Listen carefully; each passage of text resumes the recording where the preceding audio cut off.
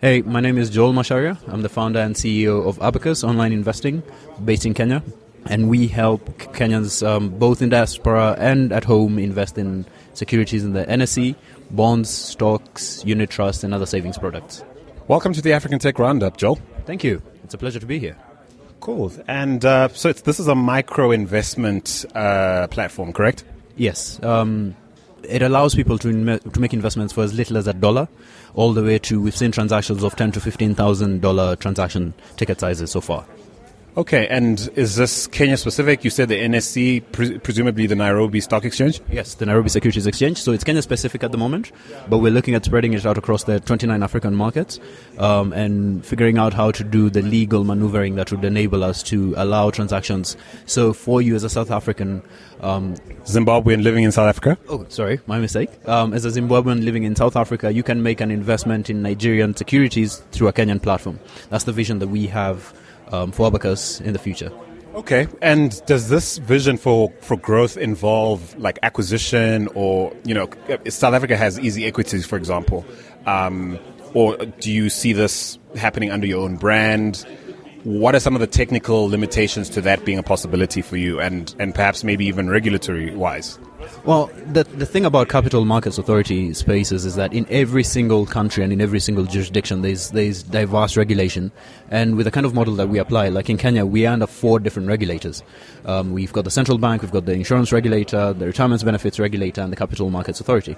So when we look at this and we look at how we're planning on scaling across the continent, I guess each country will be informed by the environment, because some differ. Some are very forward-thinking, some are very backward.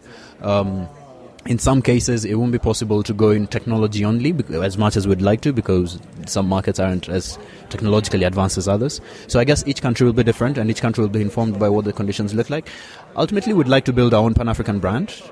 If this means then through partnerships, through acquisitions, through reseller or agency models, then I guess we'll be building on each as we go along. Okay, so how does this monetize? Because the legacy business that you are improving upon or innovating within is under extreme pressure, right? Because, they've enjoyed these massive profits for years.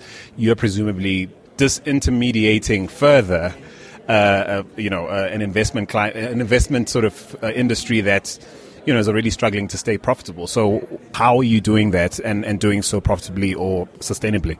Well, what technology allows us to do is to scale, number one. So it allows us to move and serve smaller transactions at basically the same cost as a $5 million transaction. Now, the traditional way of doing this is that you had to apply human resource. And it wouldn't make sense for you to send out somebody that you're paying $2,000 a month to go and close a $500 transaction. You'd be sending them out to make sure that they're closing $5 million transactions. A $5 million transaction on an Abacus platform or a $5 transaction pretty much costs us about the same in terms of execution. So thanks to tech, we're able to enable transactions across a broader range, and we've seen transactions as little as $1.30 on our platform, and as high as I said, up to $15,000. And so how do you come to those figures? Are these per transaction? Yeah, basically how do you charge for the services you provide? At the moment, what we're doing is we're taking a commission by selling products that already exist in the market as we develop our own new products. We focus on being the point of origination of a transaction. So essentially, anytime you think, if Andile decides, you know what, I've got a little bit spare money, we want you to think Abacus first. And what we do then is we profile you. And when you log in, we know essentially what your risk profile is, what are the areas you're interested in, are you a real estate person, are you a technology person, and we can direct you into making those kinds of investments. So affiliate marketing, basically. At the moment, yes. We're an agent for multiple fund managers, for multiple brokers. Over time, we intend to create our own products. Products such as exchange-traded funds, passive index funds that just track different kinds of indices across the continent. For instance, in Kenya, we don't have an NSE 20 share index fund, which is surprising, but it's something that we're working on getting out there into the market. So how does the regulator view you guys? Do they view you as a financial services company? Do they see you as a broker of some sort? How did you navigate that? How did we navigate, I think would be the wrong question. How we're navigating it, because it changes every single day. I guess we've been fortunate in that the way we structured ourselves, we don't really take on the liability. We essentially have the partners. We've got a banking partner, a brokerage partner, fund manager partners, and all we are, to some extent, is a technology aggregator, which has been fantastic for us in terms of... But also risky, I imagine. If you guys I mean, should this become very lucrative, you'd probably want to shake that model quite quickly. Yes, that's true. I mean, because you see, the thing about it is we're building on top of other people's stacks, and we are taking advantage of the fact that, in as much as banking has had a lot of technology going into it, capital markets investing not quite as much. So we're riding on the back of that, where we come in and say we're going to make your work a lot easier. You guys do nothing extra, but you get transactions coming in, and they're coming through an API. So there's nothing that you guys are doing extra, but you're driving more transactions. Over time, we do intend to actually become, a player, market participant. So in some cases where we might actually get a license as an investment bank, or actually acquire an investment bank that has a license. But in the meantime, what we're doing is, because we're still learning what the consumer needs are, over time we've learned that the biggest gap to why people don't invest is actually knowledge. So and especially speaking about Kenyans love to try and make money on everything, from Bitcoin to farming quail birds to growing jatropha plants for biodiesel. Kenyans are always trying to make some money. And so we've been learning that one of the things about the formalized financial system and investing system is that people don't quite understand what a stock is, how to use a money market fund, and people would rather be putting money into what we call chamas instead of putting it in a money market fund, which is just essentially a savings account that has almost current account features but much higher returns. Right. And so I suppose given the landscape and how politicized financial services is, and how, technology is disrupting this, we have, the telcos to thank for this, and a lot of players who overnight are suddenly fintech players, and regulators are wondering how to regulate everybody. Do you see your platform as becoming sort of the first and most obvious way the average Kenyan will one day, perhaps maybe 2, 3, maybe 5 years from now, think about investing in the money market? And it's not just investing, actually. The way we see it is... in the securities market. Yeah, and so it's not just securities market, because what technology is doing today is that it's completely blurring the lines between the different financial services institutions, right? So when I look at Abacus, I can see us being able to run as a bank without necessarily being a bank, where you'd actually get your salary paid in there, you can take a loan. We won't be issuing loans against deposits, we'll be issuing them from other providers, the Talas of this world, who can plug in and lend money through our system. You'll be able to buy money market funds through our system. So essentially the things that you typically have needed to have multiple financial institutions to provide, and you'd needed multiple accounts, can all now, thanks to technology, be provided under a singular account.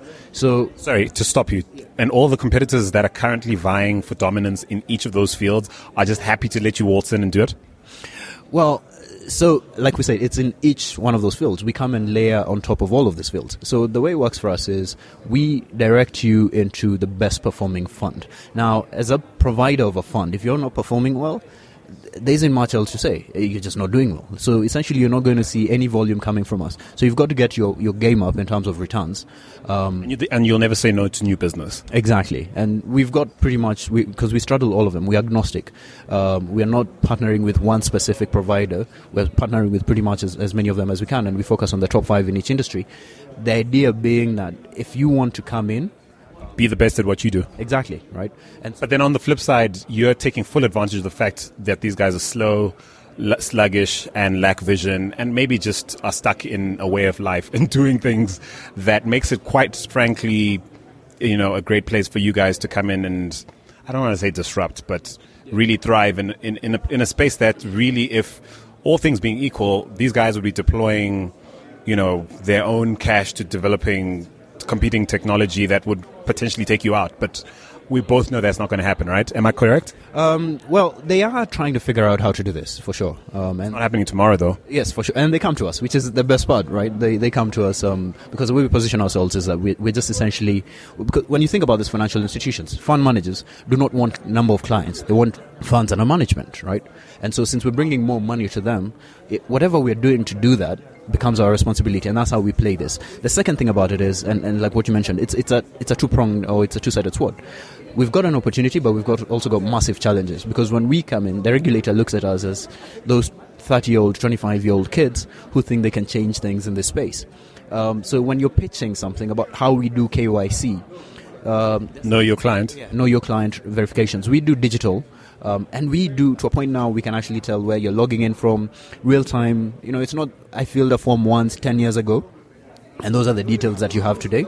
We actually have, every transaction has you've got to verify it with your phone. So the phone number, if you change it, then you can't verify your transaction. So any phone number changes. So that kind of thing. Right? So you're meeting them where their pain points are currently, and bringing them along for the ride, and they seem happy to have you along. Well, the biggest problem has been with the regulators actually not seeing what we're doing as actually moving them forward, because they keep insisting, we want to see signed documentation, physical documentation. And we keep saying, okay, so for instance, they have a fascination with utility bills. And it's very, very possible to be a Kenyan, a fully employed adult functioning Kenyan. With legal in every way. Yes, exactly, but with absolutely no utility bills, because everything's prepaid. The power's prepaid, Safaricom's prepaid, you'd be living in an apartment complex that's got borehole water. You're not paying for anything that's essentially a utility bill in the traditional sense. And that's been a bit of a problem for them, because they used to use utility bills as the key indicator of where somebody actually lives. So we're trying to get them to see that tech allows them to get a lot more information, a lot more real-time, better quality information. But I guess because they also don't understand it, and the fast reaction to technology, I remember this as a Nas quote, but it's probably a Nostradamus quote, where he says, man hates what he can't conquer, fears what he doesn't understand. So it's the same situation we see when we come in and we say, and they don't understand how we're collecting all this information, and they go, but where is the signed document, right? So that's been a bit of the problem with us being pretty much the guys who are at the forefront of driving tech innovation in the capital market space in Kenya. But I guess it's a challenge, and that's what creates the opportunity right there. Are you guys cash flow positive? Are you profitable right now?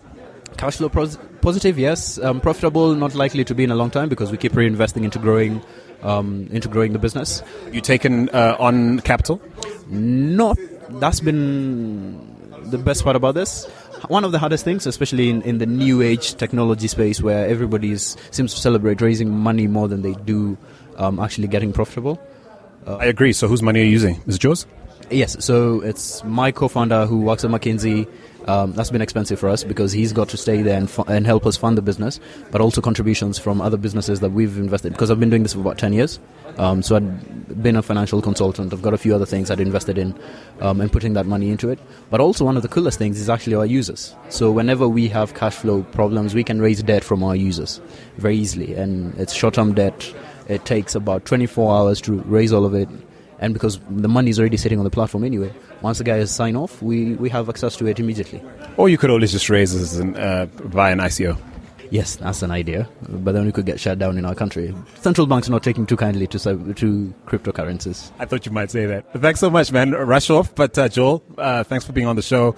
That was a great, jam-packed, 13-odd minutes. Well done, and all the best with your endeavors. Thank you, and it's been a pleasure being here.